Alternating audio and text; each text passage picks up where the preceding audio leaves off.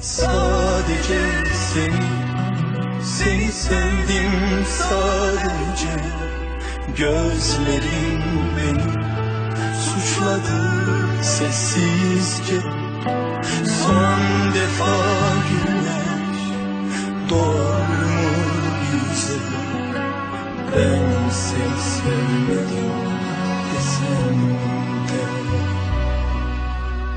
Yalan bunlar yalan, söylediklerin yalan.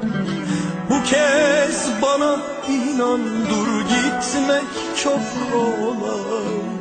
Yalan bunlar yalan, söylediklerin yalan.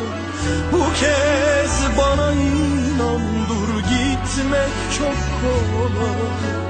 Aşktan bana kalan bir tek sensin yalan. Yıkmadı dersem bu aşk yalan. Yalan bunlar yalan, söylediklerin yalan.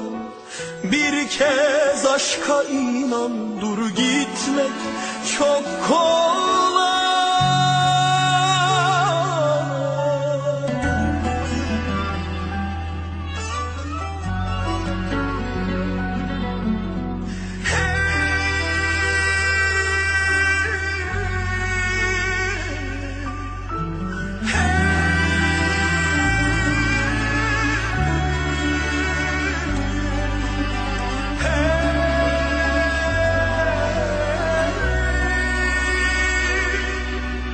Sadece seni sevdim sadece.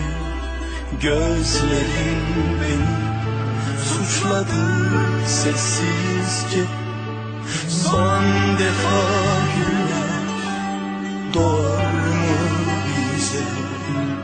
Ben seni sevmedim desem de. Yalan bunlar yalan, söylediklerin yalan. Bu kez bana inan, dur gitmek çok kolay. Yalan bunlar yalan, söylediklerin yalan. Bu kez bana inan, dur gitmek çok kolay. Aşktan